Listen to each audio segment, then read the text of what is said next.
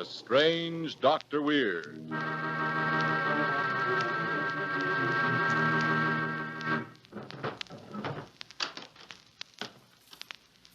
Good evening.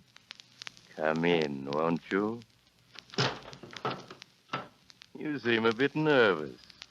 Perhaps a story would take your mind off whatever's worrying you. I have one I'm sure you'll like. It takes place on a tiny island in the mystery-haunted South Pacific. And I call it White Pearls of Freedom.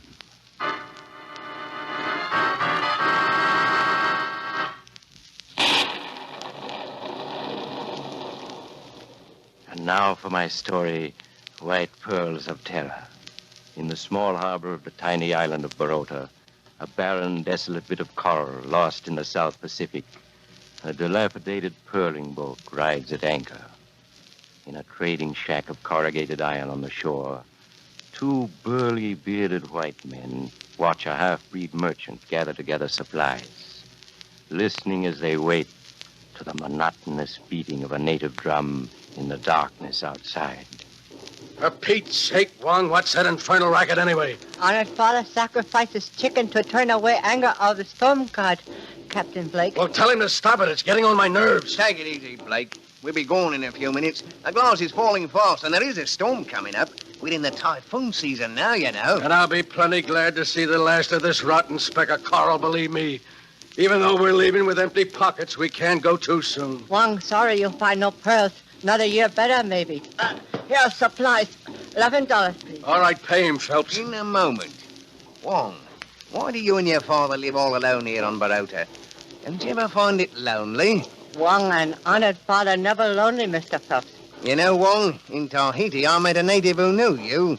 He told me your mother was Chinese and your father used to be a Tahiti witch doctor. It's true.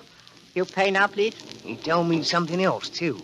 He said the two of you live here because you know a secret pearling bed down the reef. No. And that hidden in that stinking back room of yours, you have a leather bag full of the finest white pearls that ever came out of the South Seas. No, it's not true. I think it is. Grab him, Blake. No, look, Stand still, Wong, or I'll break your arm. It's not true. Wong, an honored father, have no pearls. And I say it is true.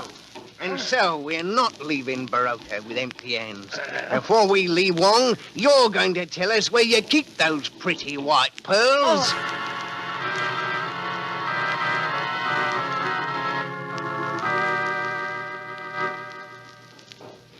Phelps, I'm going out there and put a bullet through that infernal witch doctor father of Wong's. That drum is driving me crazy. Oh, stop it, Blake. We got to finish with Wong and get away. There's a storm coming up, and we got to be well offshore when it hits. All right, then, make him talk. A little more pressure on this cord round his forehead. Oh. Yeah, well, Wong. Yes. Wong, oh. Yeah, it's more like it. Where are they? The corner behind you. A board is loose. Take a look, Blake. Right, you are. Oh. Yeah, there's a loose board here, all right, and a little leather pouch under it. I've got it. Bring it here. Let's take a look. Yeah, hold out your hand. I'll pour them out. Oh, look, 6 white pearls as big as marbles. Only 6. Yeah, there should be more. Where are the rest, Wong? Oh, no more, please. 6 pearls all. Wait a minute, I think he's telling the truth. Hey, Phelps, listen to that thunder, will you? We got to get outside the reefs in a hurry. All right. I thought there'd be more. But these 6 will do nicely. They should bring a couple of thousand apiece. In 2 months, we'll be in San Francisco living like kings. No, too late. What do you mean? Huh? Listen. The drum. It's getting louder. Listen to it. Now, it stopped. And God of the storm has answered. Prayer of honored father for vengeance accepted. What are you talking about? Honored father knows you touch a Wong. In the darkness, he makes prayer to bring punishment. Now he will make sacrifice. Listen. What was that? Honored father makes greatest sacrifice to his gods. He gives his own life. Now you have pearls, but they bring you only evil. They bring you death, the creeping death that walks with you in life. When you hear the drum, think of the father of Wong and the death he sent Shut you. him up, will you? Make him stop. Shut him up. Oh. Yeah, that's that. Now they're both dead. Come on, we got to get to the boat. Hey, Phelps. Huh? Listen to that wind. It's too late. We can't get away. We can't get away.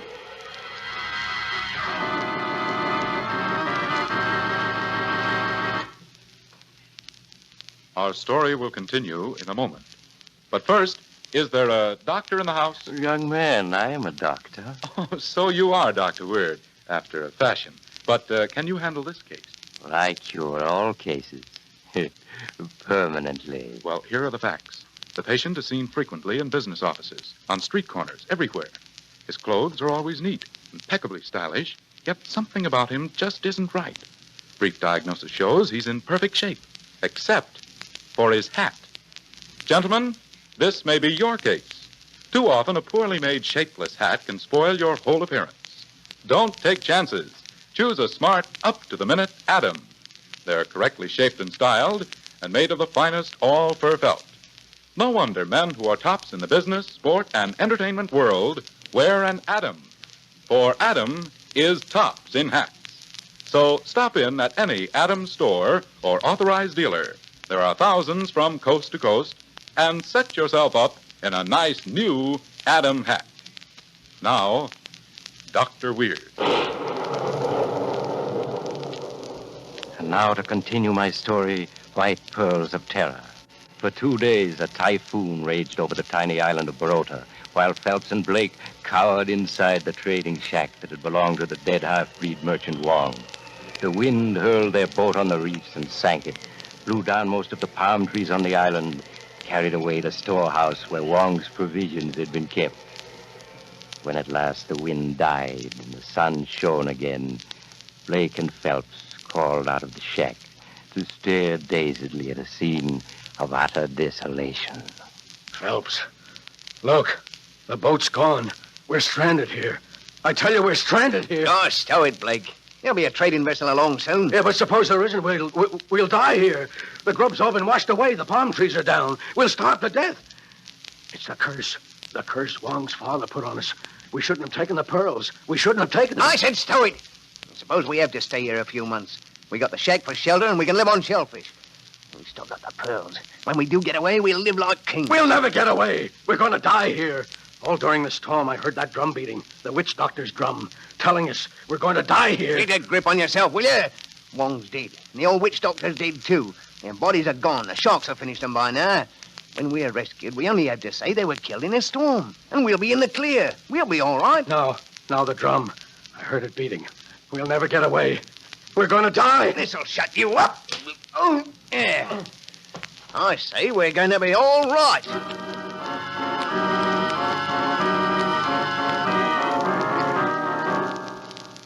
The days became weeks, and the weeks became months. Blake and Phelps lived on shellfish and coconuts and drank rainwater. Day after day, they scanned the horizon, a sign of a rescue ship. And day after day, Blake's despair mounted. Blake, come on, get up. It's your turn to go down to the beach and dig clams and keep an eye out for a ship. No, it's no use. We're never going to be rescued. We may be rescued today. Come on now, turn out. I tell you, we're going to stay here forever. We're going to die here. We're still alive, ain't we? Alive. Nothing to eat but clams and crabs and coconuts. I'd rather be dead. You hear me?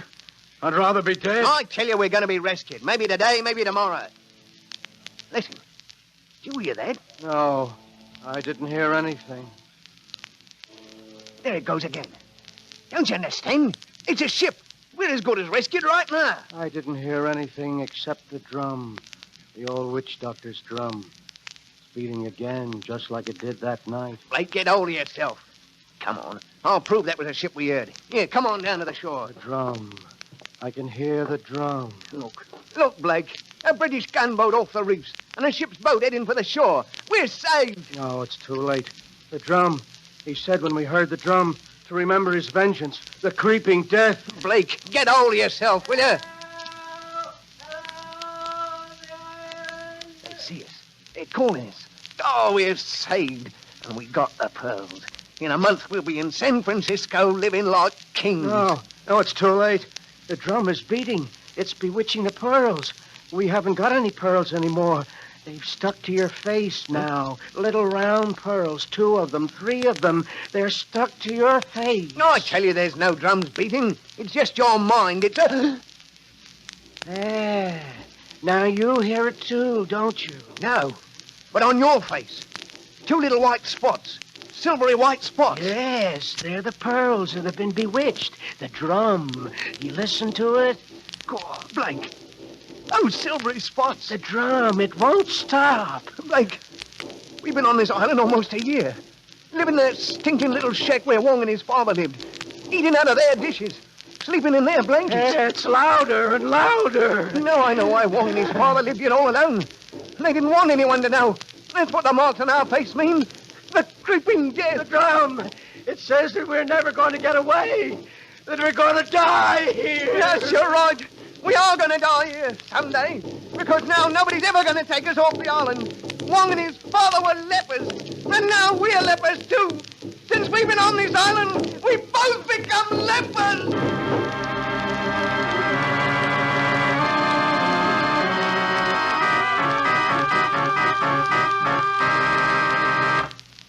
Well, how do you feel now? Perhaps what you really need to steady your nerves is a nice trip. A voyage to the South Seas. You could stop at Baroda and meet Phelps and Blake. Yes, they're still living there, quite alone. They'd welcome a little company and... Oh, you're going? We'll drop in again soon. I'm always home. Just look for the house on the other side of the cemetery. The house of Dr. Weir.